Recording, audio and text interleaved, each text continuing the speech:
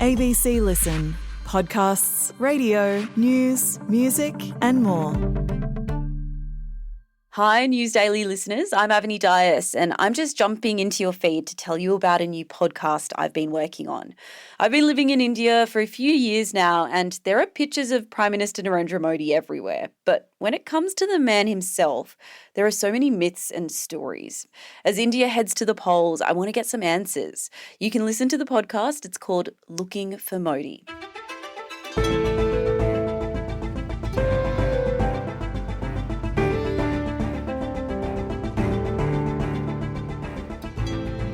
Getting old. We can't avoid it, but when we do, should we really have to fork out more to pay for the care we might need?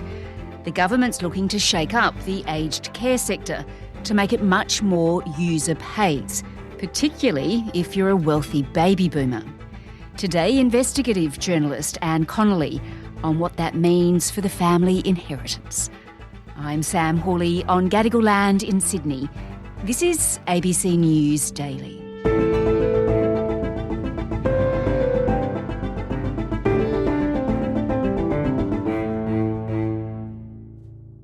And before we delve into this, I just want you to remind me how our aged care system works at the moment, because it was effectively privatised by John Howard back in the late 90s, wasn't it? That's right. Up until then, it was mainly charitable, church-run organisations that ran aged care. And in 1997, John Howard changed the legislation to allow nursing homes to charge what were called accommodation bonds. The federal government's belief in the user pays principle has now extended to nursing home care. The new system will mean the elderly will pay tens of thousands of dollars in upfront bonds for access to nursing homes. For those who've been working on government working groups, all they can see is 2 tiers of care will be established, one for the rich and one for the poor. One of the other reforms that he made is he took out registered nurses, so there was no longer a requirement to have a registered nurse on duty. The private sector moved in, and so there was a need to make a profit. And this was one of the driving forces that unfortunately led to some of the horrible issues of neglect that we saw all through the Royal Commission.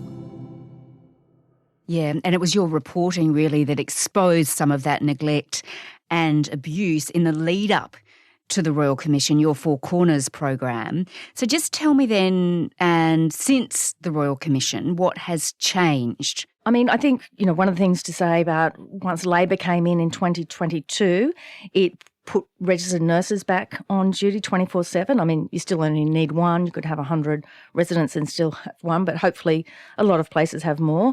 They've also brought in some other reforms, such as a star rating system. So they said that this is to ensure that the public knows exactly what's happening inside their aged care facilities. So it's rated out of 5 stars. Mm-hmm. But the problem is that star rating system actually has been roundly criticised.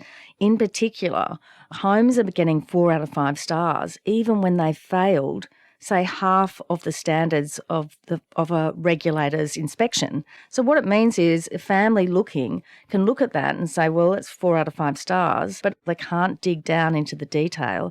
And this has been a real criticism. I mean, how can you have a home failing half of its standards and still getting 4 out of 5 stars? It's just misleading.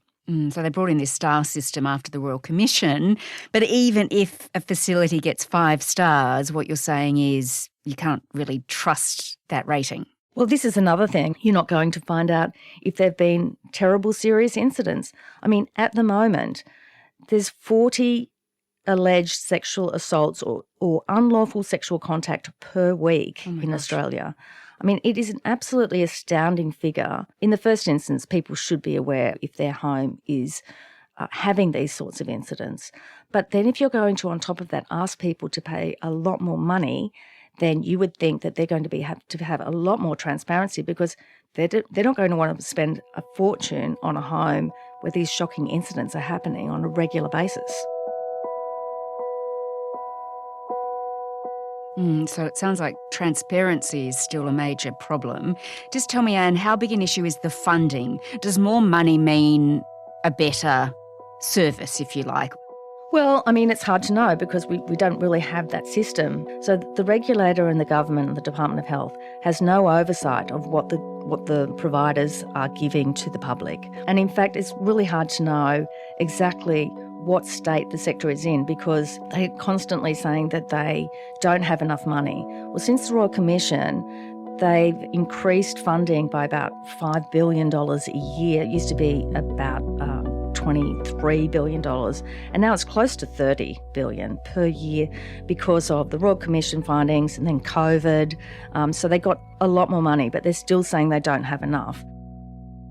There was, of course, a task force that was set up to look at ways to fund the system more effectively, and it's now handed down its report. So just tell me who was part of that task force. So there was an aged care task force set up last year. It was under Prime Minister and Cabinet, and Annika Wells, the aged care minister, chairs it. And it is essentially composed of aged care providers, ex-public servants, some financial and economic experts, and some people who are advocates or older people. And they were tasked with examining the funding options, specifically the option that came from the Royal Commission, which recommended an aged care levy. In reality, that was ruled out almost the day that the Royal Commission report came out.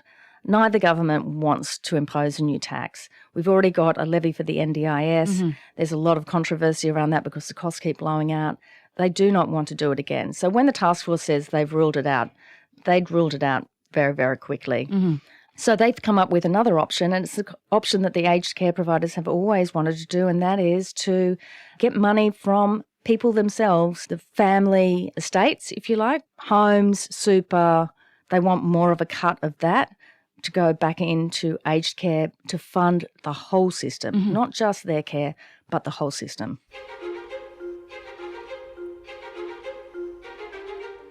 So how exactly would that work? That's a more user-pays system. That's right. I mean, it's already a user-pay system because when you go into care, if you have a home, most of the time you have to sell it because you've got to pay the refundable accommodation deposit. And on average, that's about $470,000. It can go up to $1 million and more, especially in metro areas where houses are worth so much more. There's a plan to eventually get rid of these refundable accommodation deposits and everyone just pays a rent, but for the foreseeable future, up until 2030 something, providers are now saying that under this proposal they would be keeping 3% of the deposit every year for a maximum of 5 years. And there would be other payments on top of that. So if you're talking about, say, a $500,000 deposit, that means an extra $70,000 over the 5 years. If you're talking about $1 million, that's $140,000 over the 5 years. But also, that's on top of what people are already paying. So if they're already paying $50,000 or $60,000 a year, that ends up being a lot more. And it goes to inheritance too, doesn't it, really? Because a lot of people want to pass on their wealth to their families. Well, it's very interesting because right now, as we know, there's a housing crisis. Virtually any young person you will speak to knows that they generally will not be able to get a deposit together or buy a house until they get their inheritance.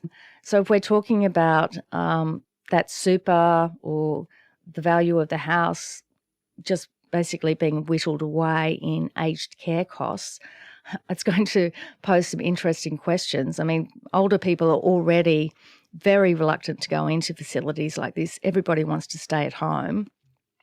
And in reality, the people that are going into those facilities are really unwell. They have very advanced dementia. Often they can't walk. They're seriously disabled. So they need a lot of care. And I guess the question is, you know, how fair is it also to be saying, well, we want extra money from you now when you're in the final stages of your life? And it's thought, although it's not entirely clear, as you mentioned, that this proposal would really hit wealthy baby boomers the most. They'd pay the most. Well, that's exactly right. We're talking about baby boomers because they're the next people who will be going into aged care. But the people in there right now are self-funded retirees. Whether you would call them wealthy or not, they're people, as I said, who've watched the value of their home grow.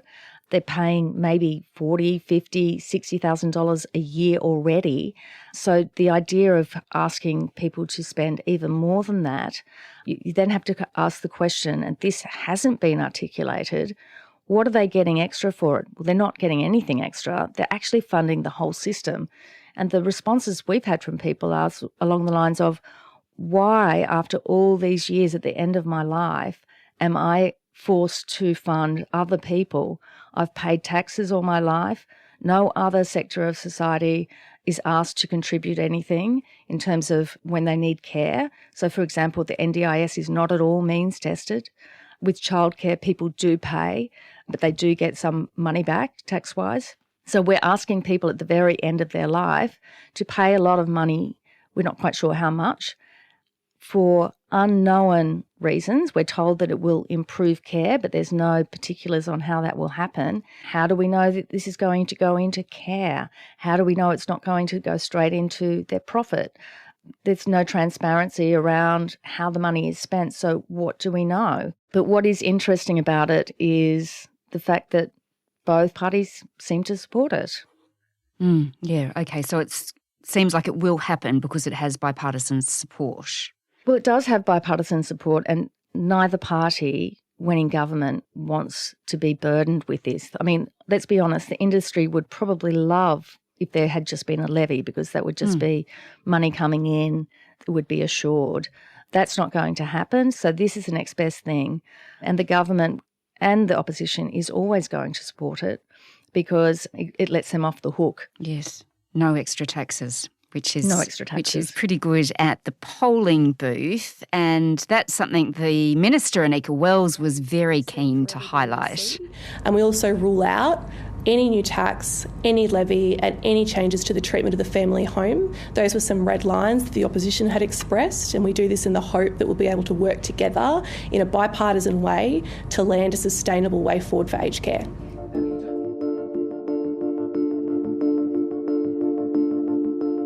So just tell me, what are aged care providers saying about all of this? Well, they're saying that it's necessary, it's warranted. They say that people have a lot of wealth and they should spend it on their care.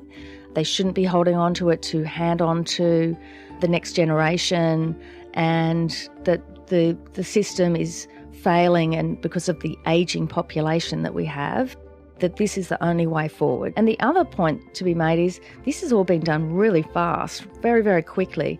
By July 1, we're supposed to have a new Aged Care Act in place. I am sure that the government and the opposition probably want this to be done and dusted pretty quickly because, to be honest, no one really cares about aged care funding.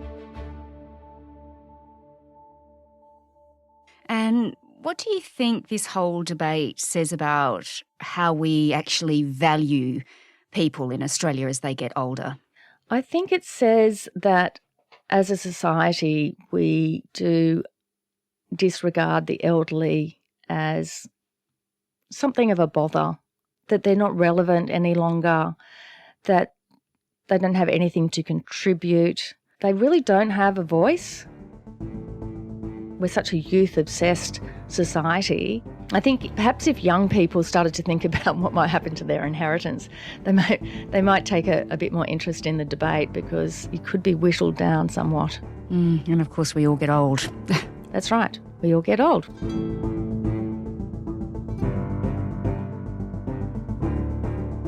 Anne Connolly is an investigative reporter with the ABC. This episode was produced by Bridget Fitzgerald with audio production by Sam Dunn. Our supervising producer is David Cody. You may have seen that Vladimir Putin has been re-elected as Russia's president for another term. If you want to hear more about that, look for What Will a Re-elected Putin Do Next? That's in your feed from last Friday. I'm Sam Hawley. ABC News Daily will be back again tomorrow. Thanks for listening.